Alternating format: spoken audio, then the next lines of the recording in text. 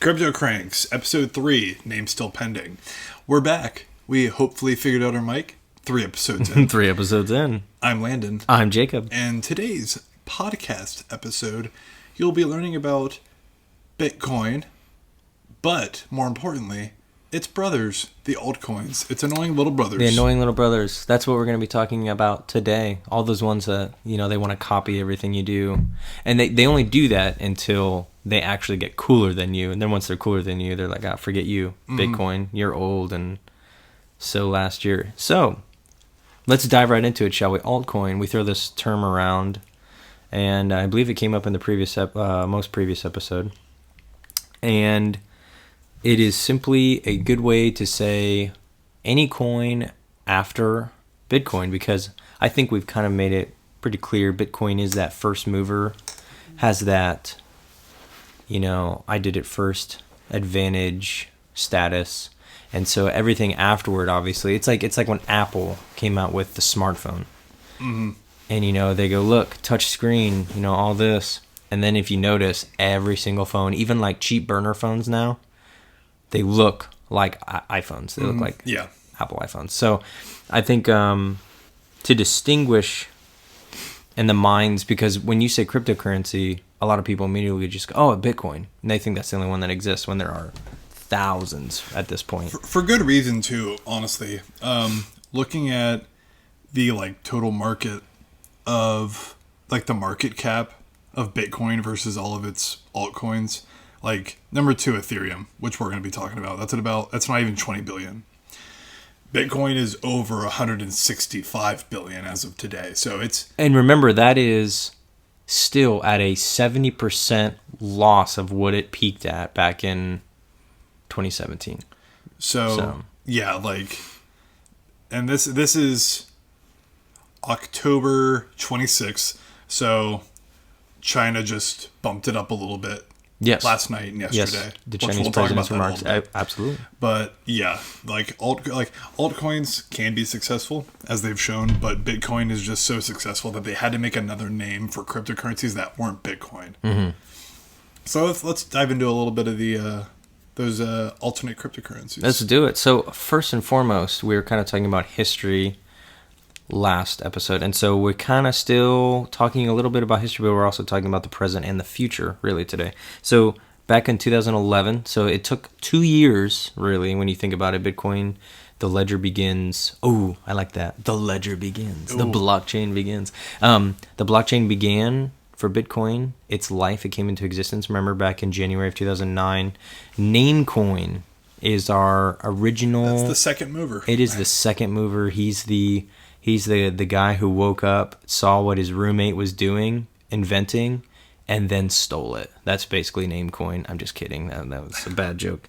Lou, stop. Lou, don't write that down. That was terrible. So Namecoin, 2011. The distinguishing feature with Namecoin, even though it's almost completely identical basically to Bitcoin, is that it could store data within its blockchain transactions.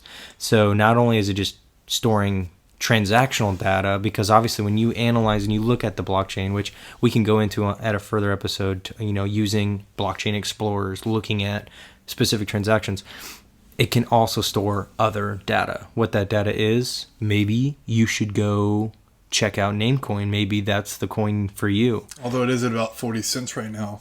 It is. I think. So don't expect to make, if you're in it for the money, it's not the coin. Maybe that's not the coin for you. Namecoin has had its time. Remember, it was that second mover, and its time it's long gone. Just kidding. I don't know this thing. So, but moving into bigger, better altcoins, things that are going to maybe move in the future, really. Yeah, there is a couple. The first I think we said we were going to talk about was Ethereum. Obviously, yes. You can't talk about altcoins without talking about Ethereum. Ethereum is that big first mover in regards to successful. Well, successful. You got to look at it also as when you talk about, we've thrown out this term before, use cases. Ethereum has one of those very, very, very important use cases. Is it really popularized and revolutionized this idea of the smart contract. Now, whoa, Jacob, what's the smart contract? Fancy word. Let's talk about that. Smart contract is this computer protocol basically. You can think about it. It's like a script almost, computer script, that facilitates a contract, really. I mean, not to use the word contract in its definition, for smart contract, but it facilitates that contract without a third party. So it is a validated transaction without a third party. Originally, contracts, you're thinking paper contracts, you would have to have obviously the two parties. Wow. I was trying to say what you were saying as you were saying. So you have the two parties, and then you have a notary, you have a bank, you have some intermediary in between to validate it, to witness it. Now you just have a smart contract. You have Ethereum, you have the blockchain. So Ethereum started back in 2015, relatively new, July of 2015, by, I'm going to butcher his name because I am English. This is important. So before we started this podcast, we knew we wanted to talk about this man. We searched for about 5 to 7 minutes trying to figure out how to say his name. And as Americans or people who speak the English language will find out, we don't know how to say it correctly, pronounce it in English. He is Russian born. He's born to Russian parents, Canadian raised, and his name, drumroll, Vitalik Buterin. So that's how I'm going to pronounce it. Vitalik, please don't hurt me. You're a very, very, very intelligent man, so I know you could find all kinds of ways to humiliate me. So just please, in your good graces, do not. But Vitalik Buterin, Joseph Lubin, co-founders, big names in the Ethereum community, and they are really still, I would say Vitalik, Mr. Buterin, is still a very big driving force behind Ethereum, consensus, which when we say consensus, that is the foundation behind, and like kind of the creative studio behind Ethereum.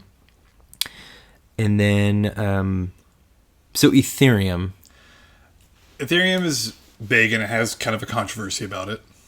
Probably one of the bigger cryptocurrency controversies. I would say because it tries to, fundamentally, I think it tries to keep this whole decentralized nature about it. And right now, Ethereum is in kind of not an identity crisis, but this crisis of they're trying to switch out of that proof of work. Whoa, proof of work, what's that mean? So when we say proof of work or proof of stake, we're actually talking about, and a lot of altcoins are moving to different protocols of validation. When we talked about mining with Bitcoin, mining is a proof of work form of validating transactions, processing transactions on the network. Proof of work involves a lot of electricity and computing power, hash. You hear the word hash thrown around. Actually, in the preliminary stages of planning this podcast, we liked the name BitByte Hash and then found out it was stolen from us. That was such a good name. That was a great name. Had a logo and everything. Curse you. But no, you hear this term hash. So proof of work requires a lot of computing power, etc., etc. Then you have proof of stake. Proof of stake is where you are actually, it's in the name, you're staking your coins, whatever you have in your wallet. And usually there's a functionality in these wallets where you are staking your coins, and then at random, usually based upon the percentage that your staked coins have within the network, your coins are chosen to validate the next transaction. So Ethereum is there's a lot of controversy in the Ethereum community right now, because it is the second biggest cryptocurrency by market cap. It is kind of that preliminary altcoin right now, and everyone wants to unseat Ethereum as number 2. Obviously, they're not going to unseat number 1 because that's Bitcoin right now. No one's got a shot at that. No one's got a shot at that right now. Bitcoin is king. Although I don't know, we'll talk about it later. But I do have a favorite that I think Landon has a favorite. But so Ethereum, the controversy is proof of work versus proof of stake. A lot of that decentralization, and again, hopefully this comes up in a new podcast, in a future podcast. This idea of decentralization versus centralization. Having maybe a board or a council. All these things.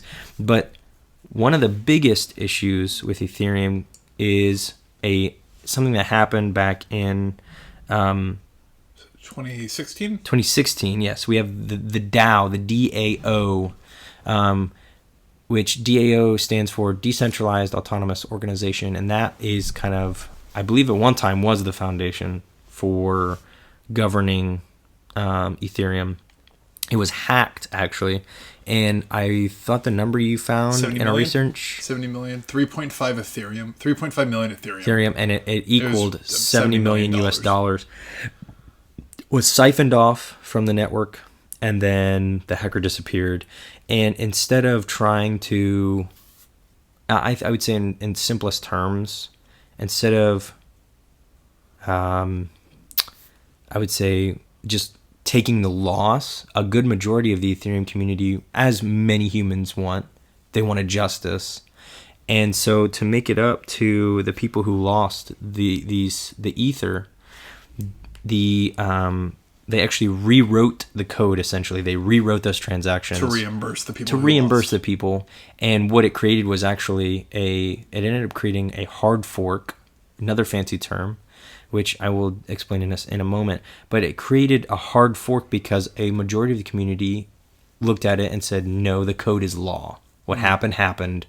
You can't just rewrite the ledger." And that brings up a lot of philosophical points, if you will, that, again, we could talk about for hours.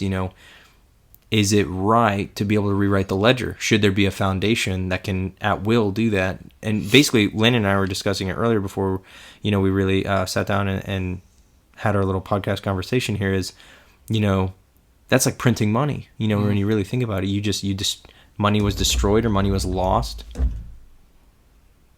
and they reprinted it. So, and out of this controversy, Ethereum Classic is born. Ethereum Classic is a squeaky chair is a hard fork. Hard fork meaning there was a split in the community, and inevitably it resulted in a split of the code.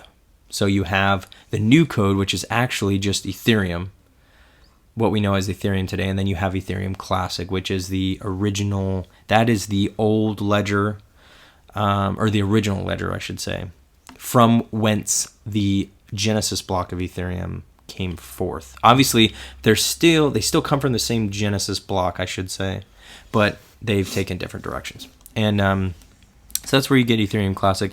Just to give you some basic information.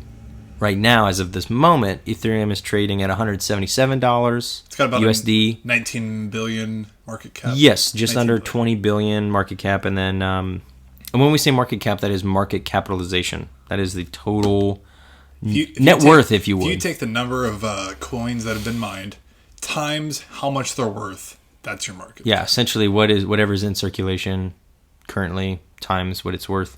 And then Ethereum Classic is trading at $4.57, which that doesn't. Let's make a note. That doesn't necessarily mean just because one is worth more than the other, it's better. Because as you'll note later when we start discussing two of the other altcoins that we want to talk about today, these major altcoins, just because something is worth more doesn't necessarily mean it's better. Usually, it's just honestly at this point what people have prescribed its worth to be at trading value. So moving on from Ethereum, I would eventually like to devote a whole conversation to Ethereum and all of the smart contract technology, all the use cases. There's so much more. So with Bitcoin is Bitcoin. It's not changing. It is pretty hard coded into what it's going to be, and it's not changing. Pretty much anything that happens with Bitcoin now is kind of layered on top. Yeah. But with Ethereum and these other cryptocurrencies we're going to talk about, they can maneuver a little bit. There are companies that own these cryptocurrencies, which also, like we're going to talk with one of these next cryptocurrencies, it can be a little worrying because when a company, it's a company owned currency, which is a little bit harder to trust than, say, Bitcoin that's just flooded out into the community. It's kind of like the little boy that's the emancipated miner, just freed and then, all right, see you later. Have fun. So this next cryptocurrency is Litecoin. Litecoin started in, we made a brief mention of Litecoin in our first 10 years podcast on Bitcoin and crypto's history. October 2011. So still really one of the first. I mean, Namecoin came out just before that. A distinguishing feature about Litecoin is it is really based almost entirely on Bitcoin's code. This is a easy just clone. Yeah, almost, yeah. Except the Charlie Lee, the founder behind Litecoin, wanted to solve the issue of scalability, and he wanted to solve the issue of transaction times, because even early, I think, in Bitcoin's development and lifespan, you have this issue of, for Bitcoin, a transaction, a block time is 10 minutes. That's the time in between each block. So you got to think, at Bitcoin's size now, these transactions are huge now. When you really, these block sizes are getting bigger and bigger and bigger. And so a real visionary to see that so early on. Oh, absolutely. And so Charlie Lee sees this, and also he also sees an issue of supply. Bitcoin is hard coded at 21 million coins. Litecoin is hard coded at 84 million. 84. So the times 4 on the supply, and then he takes the block times from 10 minutes to 2.5. To 2.5, so a fourth of the block time. So it's a good example of what I call Bitcoin better. You have taking the good things about Bitcoin, decentralization, this whole idea, and then expanding upon it. And that's what you'll see with a lot of these altcoins is they take the ideology behind Bitcoin and run with it in a new direction that you wouldn't maybe necessarily expect, or that people clearly see and they go, oh, well, Bitcoin, the code is law kind of suffers from A, B, or C. And that's where these altcoins that's the direction they go. Litecoin currently trading at $56.55 USD. Something to note with Litecoin is Litecoin just recently went through a halving. And remember, a halving we talked about is where the block reward, so for every block that's mined, the block reward is literally cut in half. So Litecoin's halving just occurred, and it was a lot of speculation. You'd have this huge price jump, and I think what we found was there was kind of like a run up to it, and then things kind of calmed back down, and it's kind of trading at higher prices than what it was before. Back in December, it was only I want to say $20 or $30. Mm-hmm. So the halving did, but also the bull run at in the beginning of 2019 up to June really kind of helped with all that as well. But. And also, its market cap right now is about $3.5 billion. Yes, so it is. It was before its most recent kind of dump. It was trading at the fourth. It was fourth or fifth by market cap. Mm-hmm. Now I believe it's around 6 or 7. Yeah. Behind Bitcoin Cash and Tether probably. Yep. Tether we will also discuss. Maybe Bitcoin Cash if we have time. Next, drum roll, it is Landon's favorite baby currency. Oh, yes. So we have Ripple, XRP. You'll hear these terms kind of talked almost interchangeably, but Ripple is actually the foundation, the company behind XRP, and XRP is actually the cryptocurrency itself. Now, also, when you'll hear abbreviations. These are the generally accepted ticker symbols of a cryptocurrency. So Ethereum is ETH for Ether, Ethereum. Ethereum Classic, ETC, Litecoin, LTC, Bitcoin, BTC. I don't know what Namecoins was. Did you look that up? No, I don't remember. But Ripple, XRP, kind of interchangeably. Started in 2012. And really, Ripple's vision for XRP is to be used as really a global payment system. Mm-hmm. I would say probably they're the most aggressively going out looking at cryptocurrency as a means of global, almost like a global currency, if you would. And that's really coming to bite them in the butt, because another problem we talked about, the centralization versus decentralization. Ripple owns about 60% of all XRP. So that, if you think about it, that's not a lot in the community. It's almost like a government. When you really boil it down, it's almost like a government or a central bank. You look at, the United States, the Federal Reserve in the United States government really controls the circulation of U.S. dollars in the global economy, and they control what's in circulation. Really, when you really delve deep into what Landon's saying here, that they own 60% of it, they control the market price. They control market price. They kind of can control circulation in a way, because Ripple also it's to be understood. I do not believe, quote me if I'm wrong, Ripple is not mineable. Ripple is actually a token, which is something that we'll also have to have a conversation about in the future. But go ahead. So XRP, so since it's owned mostly by Ripple, Ripple is constantly trying to make these maneuvers to get in with the banks and try to have banks use them as a currency so that they can use for payment options. The thing is, whenever Ripple has to make payments for something, they will sell some of their XRP to pay for the things they like, the payments of contracts and stuff. So every time that something gets done, they kind of start flooding the market with XRP, which I think is a bad move. I mean, it just seems kind of dirty to... It does seem like it's not actually, and people can kind of go into an argument. It doesn't really seem like a cryptocurrency then. Mm-hmm. Yeah. It just seems like a digital currency, which we will also talk about later with the announcement of China's national digital currency. And China's president, how his talk just blasted cryptocurrency about, again, I think 20%, almost 20%. Something crazy, yeah. I know Bitcoin saw $2,000 spike at one point. Incredible. In about 8 hours, about an 8 hour time. Yeah, I went to bed, got the alarm or the alert in the middle of the night, and then woke up to that alert saying Bitcoin is up to $9,000. Mm-hmm. Thank you, Coinbase alerts. Little plug there.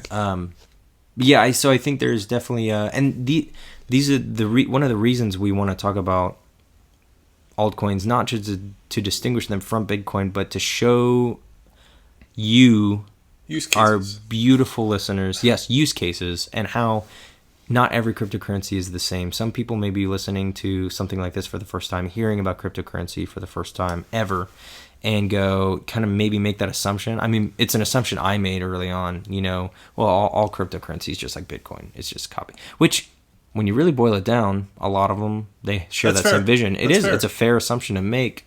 But when you really start delving in, especially with things like Ripple. Yeah, some people were visionaries and they saw use cases of this can be used for something more than just get rich quick schemes. Mm-hmm. Some people saw like, hey, this could be used for easy banking. Let's try to make this a thing. Absolutely. Which I think is a very noble cause. And then some people are just trying to make Bitcoin to get rich off of it. Absolutely. Which that's all the initial coin offering scams. That could lend a whole episode to itself. We could revisit BitConnect. Hey. BitConnect. So something else to talk about with altcoins is, so you have Bitcoin, you have altcoins, then you have the stable coin, a term used for a cryptocurrency that is pegged to some sort of reserve currency. A fiat currency. Yeah, typically a fiat currency. So the big US dollar stable coins, you have USD coin, you have True USD, you have Paxos Standard token, you have Gemini dollar. One of the more infamous and actually the currently by market capitalization biggest, you have Tether. These are all purportedly, I will say purportedly, allegedly, I don't know the word here, tied to some sort of reserve. You hear, and I think we mentioned this before, you hear rumors or accusations that Tether is not truly tied to any kind of reserve. Hopefully it's not, for all you people who have all your USD in Tether. But it is this idea of trying to take a fiat currency, and it's like a best of both worlds idea, where you have a currency tied to the elements of cryptocurrency. So you can track it on a blockchain. All the transactions take place digitally, and it's a good entryway for people into the crypto space. I know when I first made my Coinbase account, and started trying to figure out the crypto world, it was easy for me to be able to exchange my actual physical or my actual fiat money into that USD coin, and it just kind of felt like a whole new world opened up. And the really the necessity of stable coins is we are moving into a more and more digital world, so much so that we have governments talking about creating national currencies onto blockchain technology or digitalizing, there we go, digitalizing currency, specifically with China. After Facebook's Libra announcement back in June, China almost immediately really, I think, took the charge and said, we are going to digitalize the Chinese yuan. And with a huge but here, because when a cryptocurrency thinker such as the CryptoCranks here, when we hear that term, we think of okay, this is a cryptocurrency. This is going to be based on a blockchain. This is going to be mined. Really, when China says, when the People's Republic of China. See, okay, here's one thing. Go. The thing about cryptocurrencies, it's supposed to be pseudo-anonymous. Pseudo-anonymous, that's decentralized. That's what really got the Silk Road really interested. But with a country like China, it's not so much for privatization. Yeah, there it is. So when China, honestly, what you hear when you should be thinking about China saying we're going to create our own cryptocurrency is, hey, we're creating a lot of, it sounds wrong, online money. Yeah, really. We're taking this renminbi and we are digitalizing it. Yeah, which I think is a genius move. Like who? Well, when how much you said when you were over there, you paid for everything basically with your phone. Yeah, WeChat and Alipay. Yeah, so I lived in China for 2 months, and everybody. So WeChat is just such a widely used app, and it's incredible. It's owned by Tencent, who also owns League of Legends and also owns Blizzard. All these controversial companies right now. They own just so many huge companies, and they own WeChat. WeChat is their messenger. That's their Snapchat. That's their Facebook. That's their everything. And on it, they have an app where it's kind of like you can scan a QR code and send money. Mm-hmm. And that's how they almost pay. Almost like a PayPal. Yeah, it's like an easy, and it's like it takes 2 seconds. Like they also have the touch thing. So like contactless payment. You'd buy tea, touch it, and then you're good. And it's incredible to see because customers can just go by so quickly. Buy, boom. And I think if anyone was really surprised by the government or the Bank of China coming out and saying that, I think they probably have missed out on China's growth and China's interest in technology, period. And I think it's not even a China thing. I think honestly most of Asia can easily get on this because because I haven't been to Japan, and I also haven't been to South Korea, but I wouldn't be surprised if they were I'd be shocked if they were very far behind. Oh yeah, absolutely. Yeah. And so you hear all this talk about national digital currency and stablecoin, and I want to make sure we don't confuse the two, because a stablecoin is all on a blockchain. It's all pegged to an actual reserve, or should be, really, ideally. Stablecoin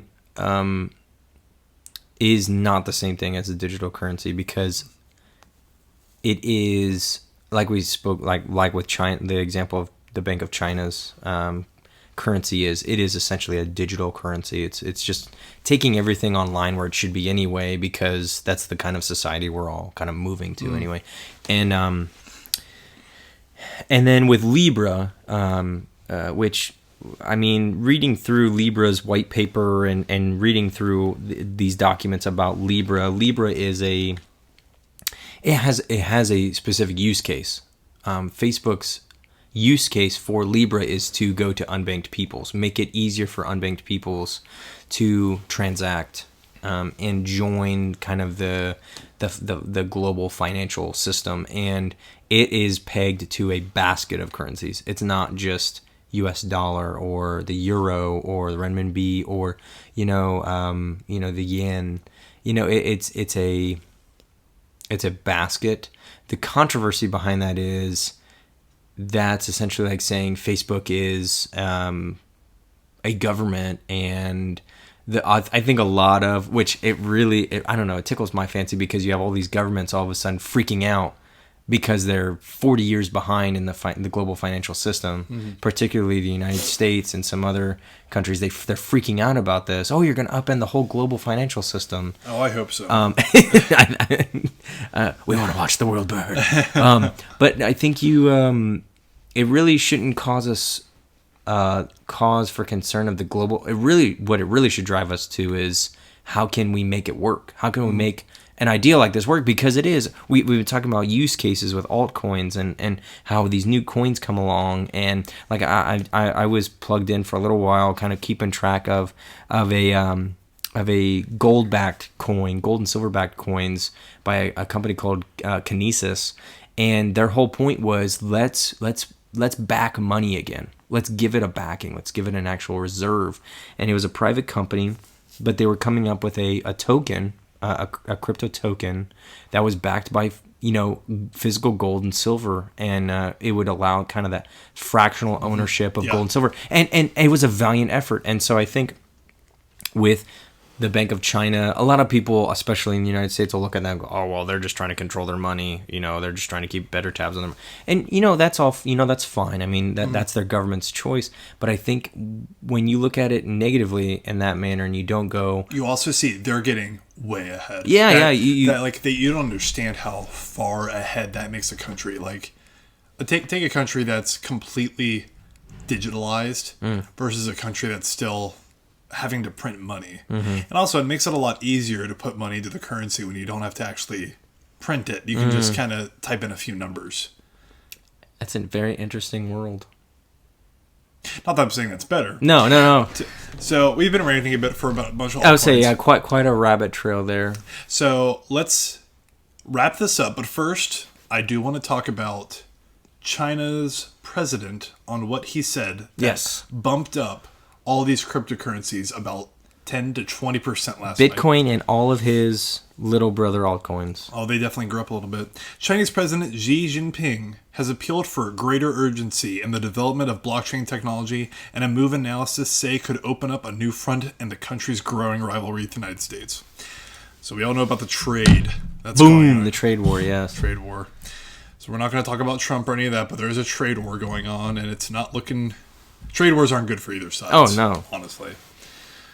But Xi Jinping, you got the economy backed by 1.3 billion people. And if that entire country just goes digital, because they have that power. Like when you have that kind of absolute power of a country, you can go digital and much quicker than a country that isn't. Well, and if it's if everyone understands that it is for a better society and they want to work towards that, that definitely makes things better. Yeah. So makes things easier. So that's the power of a couple words by a president of a large country. Absolutely. Boosting up the market cap by billions. And it's important to talk about this because you can see the relationship when someone mentions Bitcoin, altcoins typically follow. When Bitcoin has a bad day, altcoins typically have a bad day. You have a few that are always randomly not tied, like Ripple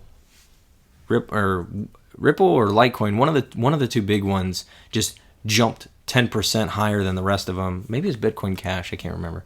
And you have that, but everyone else is still in the tanks. And then all of a sudden it'll come back down to that random jumper will come back down to. But it's important to talk about and kind of make these distinctions between altcoins, not just by their use cases, but by, I don't know, you could say everything they are and all of the effects thereafter. And also our rabbit trail down the Chinese digital currency hole is relevant in the fact that this is where cryptocurrency, this is where currency in itself is going. This is the direction we're taking. We're taking kind of this, we want to make a better system path, if you will. So I would say this is a great place to say goodbye. Not say goodbye. Say, see you later. I'm Jacob. I'm Landon. And this has been the CryptoCranks. Thanks for listening.